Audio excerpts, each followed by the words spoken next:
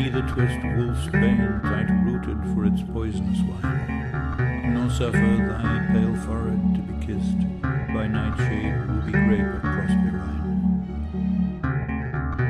When in disgrace with fortune and men's eyes, I all alone beweep my outcast state, and trouble deaf heaven with my bootless cries, and look upon myself and curse my fate. For shade to shade will come too drowsily, and drown the wakeful anguish of the soul. But when the melancholy fit shall silence the pianos, and with muffled drum bring out the coffin, let the mourners come. Let aeroplanes circle moaning overhead, scribbling on the sky the message, he is dead. Yet in these thoughts myself almost despising, haply I think on thee, and then my state, like to the lark at break of... She dwells with beauty, beauty that must die, and joy whose hand is ever at his lips bidding adieu, and aching pleasure nigh, turning to poisons while the bee-mouth sips.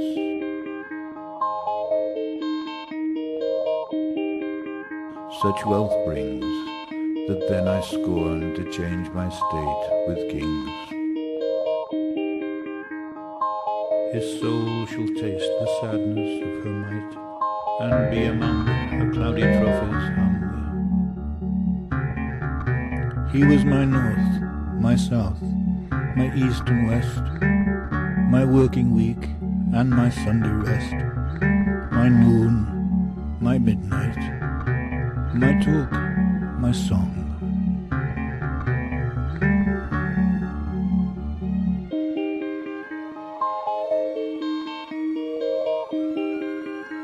I was wrong. The stars are not wanted now. Put out everyone. Pack up the moon and dismantle the sun. Pour away the ocean and sweep up the wood. For nothing now can ever come to any good.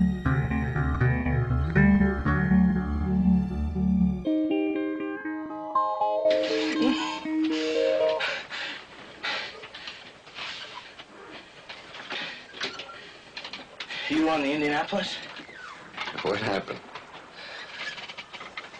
Japanese submarine slammed 2 torpedoes into our side, Chief. He was coming back from the island of Tinian to Leyte and just delivered the bomb, the Hiroshima bomb.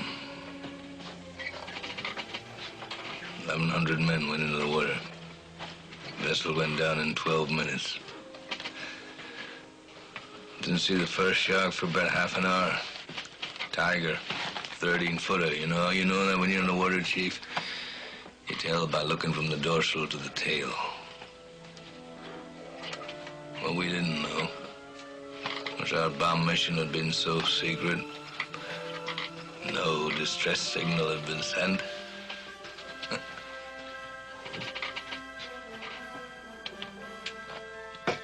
They didn't even list us overdue for a week.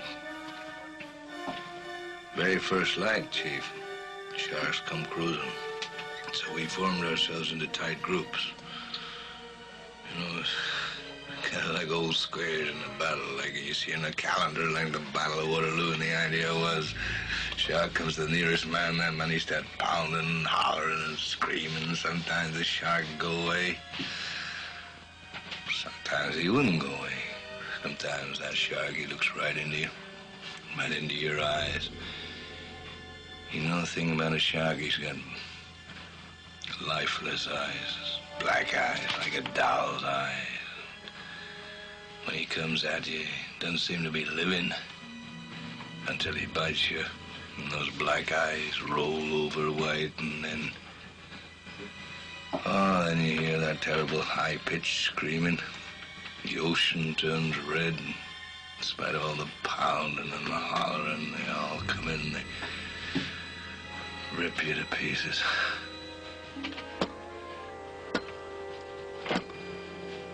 You know, by the end of that first dawn, lost 100 men. I don't know how many sharks, maybe 1,000. I don't know how many men. They average 6 an hour. On Thursday morning, Chief, I bumped into a friend of mine, Herbie Robinson from Cleveland. Baseball player, bosun's mate. I thought he was asleep. Reached over to wake him up. Bobbed up and down in the water. It was like a kind of top. Upended. Well, he'd been bitten in half below the waist.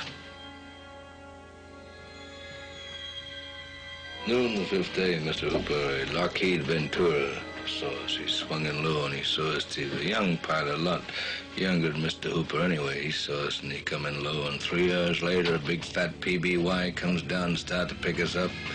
You know, that was the time I was most frightened, waiting for my turn.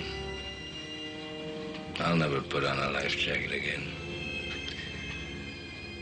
So 1,100 men went in the war. 316 men come out. The Sharks took the rest. June the 29th, 1945. Anyway, we delivered the bomb.